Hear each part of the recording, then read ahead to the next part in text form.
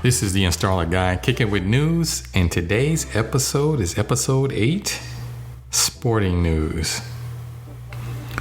So, first of all, I've been gone for a while, 2 weeks to be exact, and I apologize for that, but I was in the process of moving. Took a lot of time, and it got done finally. So I'm nestled in a home where I have a room designated for my podcast, where I don't have any background noise interference or anything going around me as far as cars moving, people going up and down stairs, things of that nature. Okay? This episode was brought to you by Joe Agashi Motors. You need a fancy car, not a jalopy. Grab a phone and call Joe Agashi. This episode is about sporting news. I'm a Detroit fan. I love my Detroit teams. I have Detroit clothes to represent me. I have hats, jerseys, you name it, I have it. I've been a diehard fan since I think my dad was the first one that got me involved with it. There's a lot of tradition in which when I used to watch Detroit, and it all started from Thanksgiving. I would go over to my grandma Mildred's and I would watch the football game for the Lions for Thanksgiving. My dad was there, my Uncle Jerry, my cousin Terrell, cousin Darius, my grandmother, of course, and pretty much everybody on that side of the family. It was a fun time. That's how I became a fan of Detroit teams. It was basically him. From then on, I started becoming fans of other teams. Detroit Pistons, Detroit Red Wings, not as often, but I knew about the Red Wings. I knew what they were about. And, of course, Detroit Tigers. Now, Detroit Lions was my passion. I used to follow them. I still do. But back then, I was a diehard fan with Barry Sanders and Megatron and Herman Moore, Billy Sims. The names goes on of all the stars I used to watch when I was a Detroit Lions fan, which I still am. And I keep saying was because right now they suck. They're 0-6. Bad coaching, bad management, bad owner. Just a number of things. I'm not sure if it's totally based upon the revenue stream, the inability to make the right decisions, the wrong people in position to make those decisions, or maybe they don't have the revenue to do the right thing. But regardless, I'm a Detroit fan. Now, I noticed that the salaries for Detroit players are all sports, not just Detroit.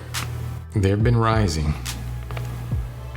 Now, that's good for the player because they can provide for their family, but it's also bad for the business because then what happens is the parallel is you're looking at a teacher, a fireman, a police officer, someone that puts their lives on the line as far as in the classroom or out in the world, in the streets, and they're not making six figures, none of them.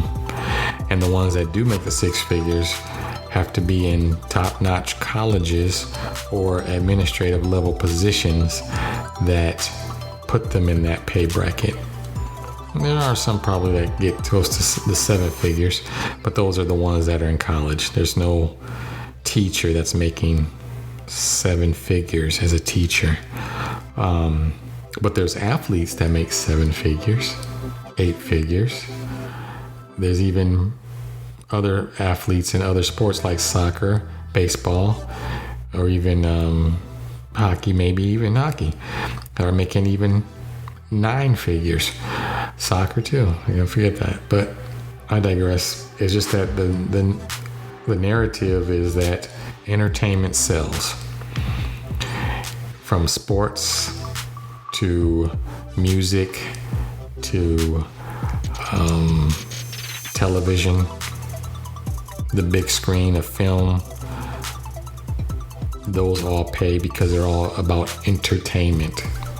A teacher, a police officer, a fireman are not entertainment. They're the lifeline of the city, of a city, not just Detroit. Lifeline for every city. But yet, since they work for the city, the revenue stream is not abundant in which they can give them more money for what they do. Two things I think they should do. This is an idea, okay? If you look at sports, it's always televised on television. Now, from ESPN to TNT, TBS, CBS, ABC, NBC, you name it, they're showing it. Why not have live 9 to 5 television for a teacher in a classroom, day-to-day operation? Just follow two teachers, pay them extra money for doing it, just like they do the athletes that are on television because they got the TV revenue and the deal from the union. Do the same thing for them. Now, for the police officers and the firemen, they don't do that for them either. They have TV shows, but they're not paying them for that. It's a live thing where the company that's broadcasting it, like Live PD or Fire Rescue, they're not paying them. They're just following them to see what their lives are like. They're not getting bonuses of any revenue for being allowed to do that. And if it was getting bonuses, it's not to them. It'll be the city or the organization that approved it. And that could be from the city to the mayor to the governor to the Congress, whoever approved it for that particular city or municipality. But that would be a nice way of doing things, is to follow them on a day shift as a teacher, whatever they're going through, and then pay them for that. Share on the TV revenue from that show. Show has a repeat, they get residuals from that as well. But that would be a great idea. Now, there are tons of people that are in sports that are getting money for just sitting on the bench. Okay, so now let's look at the teacher side of things, or the police side of things, or the fireman, or the ambulance worker, or the doctors. They're broadcasting all these shows to televise what they're doing in these establishments, but they're not getting paid the revenue from that. Just like us, because it's not entertainment. Entertainment where people are happy to see it, root for that. No one's rooting for a police officer when they're working Live PD. Well, they could be, but you're not going to see it. That should be it too as well. The people that are helping out on the show that are being shown, they should get a revenue share as well from the show. But that's just an idea I had. But sports is getting out of control as far as the revenue. If you think about it, it's just a bunch of rich guys playing sports together. Of course, they're supporting their families, which is admirable.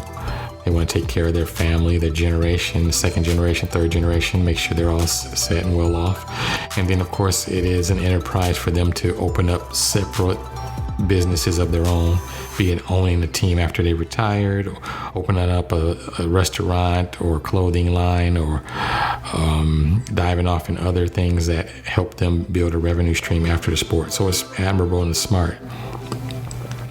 The problem is, when all these teams are being successful and really bringing in revenue, the only plus side of it is that it gives jobs for the city. But if the team's not doing well, they don't get a piece of the pie. So I think for sports, it's a two-headed monster. It's a capitalistic, economical food chain in which the rich get richer and the people that work for them are not getting rich as well. And when I say that the people that are working for them, that could be someone like the concession stand worker, even though he's working for the city or the arena. The the towel boy, the equipment manager, the parking attendant, the ticket agent, the list goes on. The ball boys, they should be getting a revenue as well. They should be getting more money. They should be getting bonuses just for like they showed up, so they get their regular pay and then they get revenue too for being on television with the teams that are playing. That just gives you an idea. It's just a lot of things that come to my mind for that. But other than that, this is going to be a short podcast because I want to talk about something much more dear and personal next week. But in the meantime, I want you all to stay tuned and stay alert because the next one next week is going to be a doozy. I'm going to talk about a lot. It's probably going to be 20 minutes worth. But in the meantime, this program was brought to you by Joagashi Motors. Car broken down?